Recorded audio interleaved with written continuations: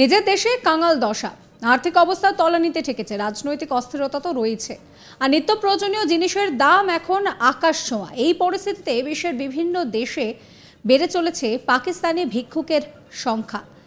বিশেষ করে সৌদি আরব ও সংযুক্ত আরব আমিরশাহিতে ভিক্ষার জন্য যাচ্ছেন পাকিস্তানি ভিক্ষুকরা। এই পরিস্থিতিতে পাক সরকারকে ভিক্ষাবৃত্তির সঙ্গে জড়িত ব্যক্তিদের একটি ডেটাবেস তৈরি করে কম্পিউটারাইজ পরিচয়পত্র রাখার পরামর্শ দিয়েছে সে দেশের বিদেশ মন্ত্রকের আধিকারিকরা।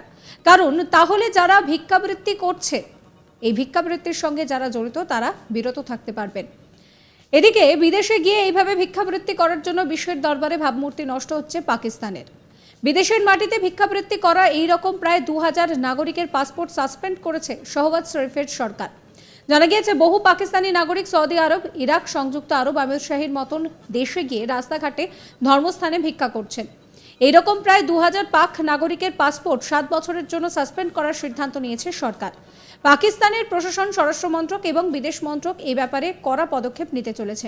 আরও পরিসংখ্যান সামনে এসেছে। সৌদি আরব, ইরাক, সংযুক্ত আরব আমিরশাহির মতন ইসলামী দেশগুলিতে এখনো পর্যন্ত ভিক্ষাবৃত্তি করে যতজন গ্রেপ্তার হয়েছে তার মধ্যে 90% পাকিস্তানি। এই নিয়ে ইরাক এবং সৌদি আরবের রাষ্ট্রদূতরা নালিশ জানিয়েছেন যে তাদের দেশগুলিতে জায়গা হচ্ছে না এইসব পাক ভিক্ষুকদের। সৌদি আরব এবং ইরাক প্রশাসন পাকিস্তানকে সাফ জানিয়েছে যে তাদের দেশের নাগরিকদের ভিক্ষুক হিসেবে যেন তাদের দেশে ঢুকে পড়া বন্ধ করে সে দেশের প্রশাসন। আর জানা গিয়েছে 2023 সালে মক্কার মসজিদ এলাকায় যত পকেটমার ধরা পড়েছিল সকলেই নাকি পাকিস্তানি নাগরিক। 2023 সেপ্টেম্বরে মানব সম্পদ উন্নয়ন মন্ত্রক প্রবাসী পাকিস্তানিদের বিষয়ে সেনেটের স্থায়ী কমিটিকে জানিয়েছিল যে বিপুল সংখ্যক পাকিস্তানিদের বিদেশে নিয়ে গিয়ে ভিক্ষুক বানানো হচ্ছে। পাকিস্তানে এত সংখ্যক নাগরিক কেন বিদেশে গিয়ে ভিক্ষার পথ বেছে নিচ্ছেন? পাকিস্তানের একটি মিডিয়া হাউসের রিপোর্ট অনুযায়ী যে কোনো কাজের তুলনায় এই ভিক্ষায় উপার্জন অনেক বেশি। 2024 শুরুতেই নাকি সৌদি আরব ও অন্যান্য দেশ থেকে প্রায় 44,000 ভিক্ষুককে দেশে ফিরিয়ে এনেছে পাকিস্তান। একটি রিপোর্টে দাবি করা হয়েছে পাকিস্তানের প্রায় 38 মিলিয়ন পেশাদার ভিক্ষুক রয়েছে। এই লোকেদের জাতীয় গড় আয় প্রতিদিন 850 পাকিস্তানি রুপি। পাকিস্তানের দরগায় ভিক্ষুকদের অনুদান দেওয়ার রীতিও ভিক্ষার প্রবণতাকে বাড়িয়েছে। ঋণের ভারে কার্যত নুবছ পাকিস্তান। দেশের অর্থনীতি তলানিতে ঠেকেছে, কমেছে বৈদেশিক মুদ্রার সঞ্চয়।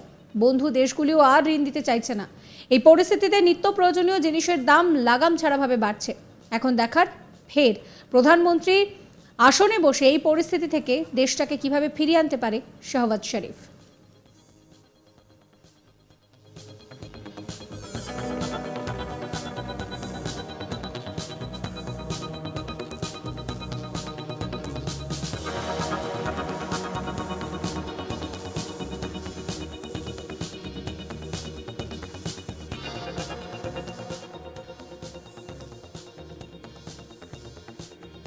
নিজের দেশে কাঙাল দশা, আর্থিক অবস্থা তলানিতে ঠেকেছে, রাজনৈতিক অস্থিরতা তো রয়েছে, আর নিত্য প্রয়োজনীয় জিনিসের দাম এখনো আকাশ ছোঁয়া।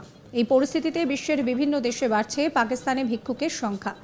বিশেষ করে সৌদি আরব ও সংযুক্ত আরব আমিরশাহিতে ভিক্ষার জন্য যাচ্ছেন পাকিস্তানি ভিক্ষুকরা। এই পরিস্থিতিতে পাক সরকারকে ভিক্ষাবৃত্তির সঙ্গে জড়িত ব্যক্তিদের একটি ডেটাবেস তৈরি করে কম্পিউটারাইজ পরিচয়পত্র রাখার পরামর্শ দিয়েছে সে দেশের বিদেশ মন্ত্রকের আধিকারিকরা।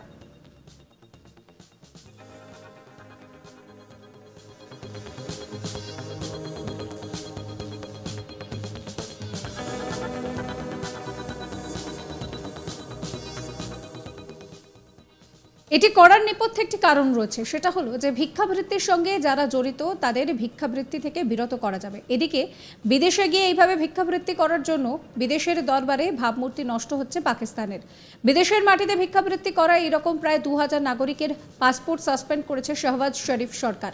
জানা গিয়েছে বহু পাকিস্তানি নাগরিক সৌদি আরব, ইরাক, সংযুক্ত আরব আমিরশাহির মতন দেশে গিয়ে রাস্তাঘাটে ধর্মীয় স্থানে ভিক্ষা করছেন। এইরকম প্রায় 2000 পাক নাগরিকের পাসপোর্ট 7 বছরের জন্য সাসপেন্ড করার সিদ্ধান্ত নিয়েছে পাক সরকার। পাকিস্তানের প্রশাসন, স্বরাষ্ট্র মন্ত্রক ও বিদেশ মন্ত্রক এই ব্যাপারে কড়া পদক্ষেপ নিতে চলেছে। আরও একটি পরিসংখ্যান সামনে এসেছে। সৌদি আরব, ইরাক, সংযুক্ত আরব আমিরশাহির মতন ইসলামিক দেশে এখনো পর্যন্ত ভিক্ষাবৃত্তির জন্য যারা গ্রেফতার হয়েছেন তাদের মধ্যে 90% পাকিস্তানি।